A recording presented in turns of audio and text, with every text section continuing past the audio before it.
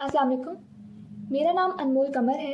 I am currently a student at King गेटवे Medical University Lahore. मेरे M D CAT में 198 out of 210 marks थे and I was able to secure second position all over Pakistan in national M D cat.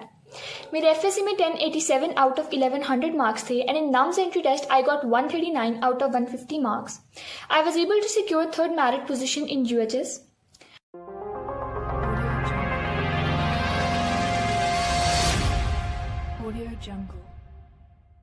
Video start करने से पहले आप सब लोगों के साथ एक इंपॉर्टेंट बात शेयर करनी है। बहुत से बच्चे मेरे से ये पूछ रहे हैं कि भाई एमडी कैट की तैयारी के लिए हम लोग प्रैक्टिस कौन सी बुक से करें, यानी कि हम लोग एमसीक्यूज कहां से प्रिपेयर करें।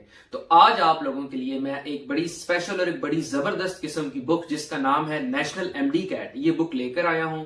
इसमें आपको हर subject physics, chemistry, biology, English और लॉजिकल रीजनिंग के एमसीक्यूज भी मिलेंगे विच आर मोर देन 5000 और आपको साथ आंसर्स के साथ साथ एक्सप्लेनेशन भी मिलेगी। ये बुक मैंने लास्ट ईयर भी स्टूडेंट्स को रिकमेंड की थी और बहुत ज्यादा सारे स्टूडेंट्स का इस बुक से प्रैक्टिस करने के बाद एडमिशन हुआ है।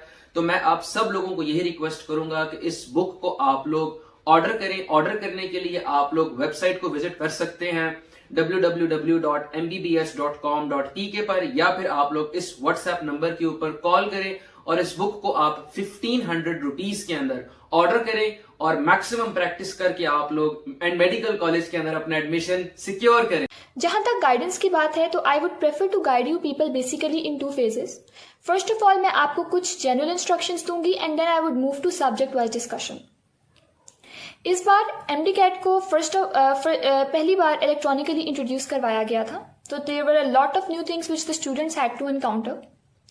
बेसिकली अगर मैं आपको कोई सक्सेस टिप देती हूँ एमडी कैट से रिलेटेड तो वो ये होती है कि अगर एक स्टूडेंट एमडी कैट में अपेयर होने जा रहा है तो उसको मेरा मशवरा यही होगा कि ही और शी शुड इंक्रीज हिज और हर क्वेश्चन बैंक।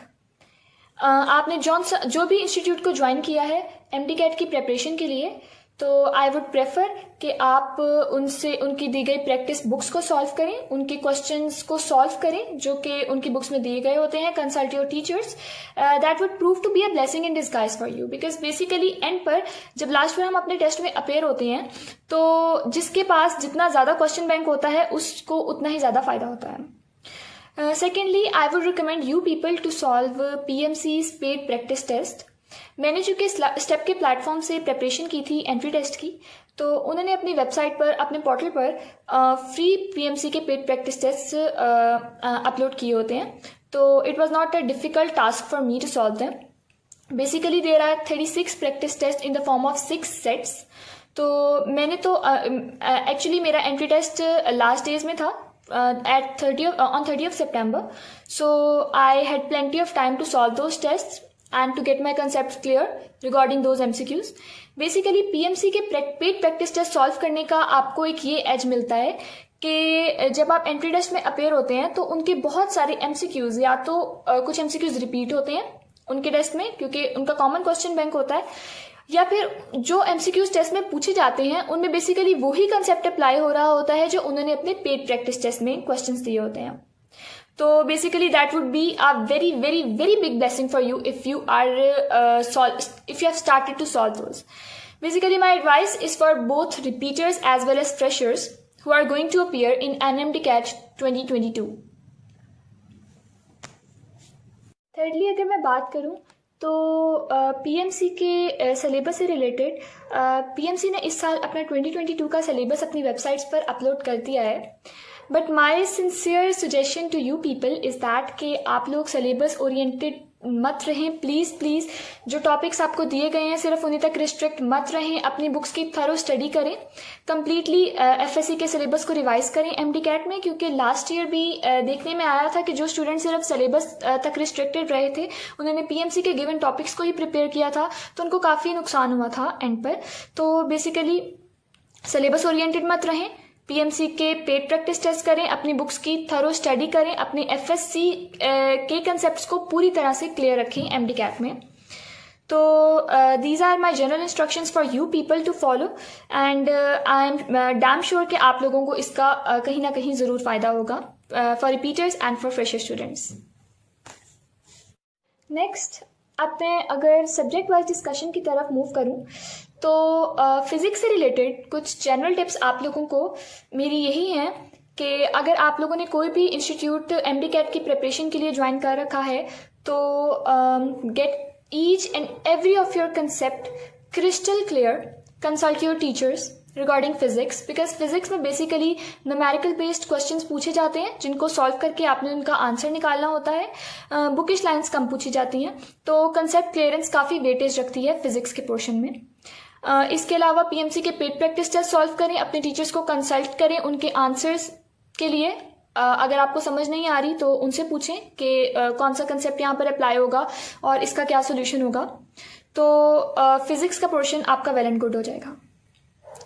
इसके बाद अगर मैं बायोलॉजी के पोर्शन की तरफ बढ़ती हूँ तो उसमें मेरी आपको एक सिंसियर सजेशन यही होगा कि आप लोग बायोलॉजी के लिए बुकिश लाइंस को, बुकिश पैराग्राफ्स को ज़रूर क्रैम करें, क्योंकि बेसिकली तो हमारी FSC में स्टडी क्रैमिंग बेस्ड ही होती है।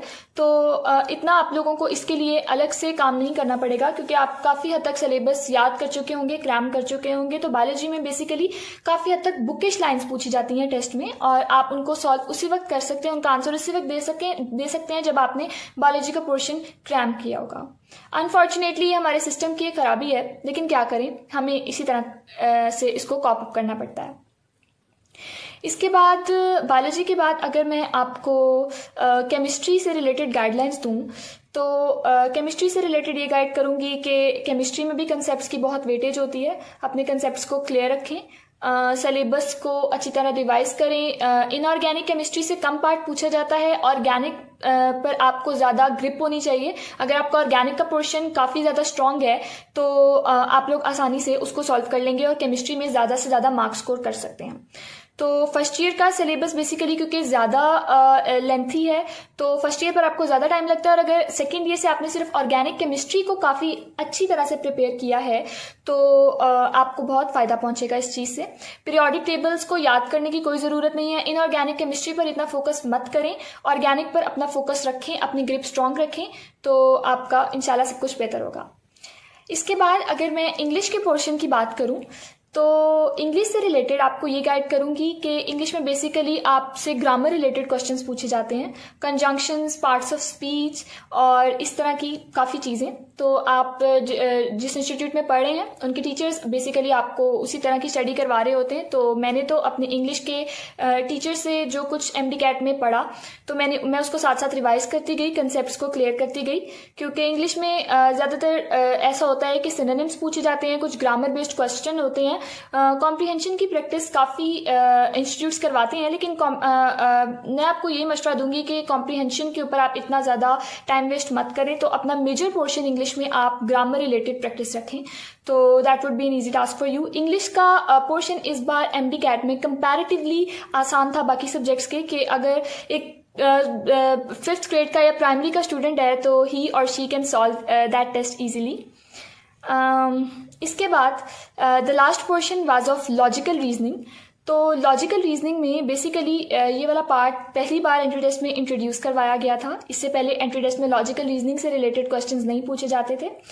तो लॉजिकल रीजनिंग को लेकर इतना पैनिक करने की ज़रूरत नहीं है। बेसिकली लॉजिकल रीजनिंग में 5 टॉपिक्स होते हैं जिनके इर्द गिर्द ही ये सारे क्वेश्चंस आपके रिवॉल्व करते हैं। लॉजिकल डिडक्शन से रिलेटेड क्वेश्चंस पूछे जाते हैं, कॉज एंड इफेक्ट के क्वेश्चंस होते हैं, कुछ कोर्स ऑफ एक्शन से होते हैं, कुछ फिगरेटिव पैटर्न्स होते हैं जिनको आप लोगों ने डिटर्मिन करना होता है, और कुछ प्रॉब्लमेटिक मैथ्स के क्वेश्चंस होते हैं। तो बेसिकली इस बार तो ज़्यादातर कॉज एंड इफेक्ट से रिलेटेड, कोर्स ऑफ एक्शन से रिलेटेड क्वेश्चंस पूछे गए थे। एक बात यहाँ पर मैं ये मेंशन करूंगी कि जिन स्टूडेंट्स को बचपन से IQ टेस्ट सॉल्व करने की आदत है तो that would prove to be a great blessing for them, because IQ test based questions पूछे जाते हैं अक्सर लॉजिकल रीजनिंग में।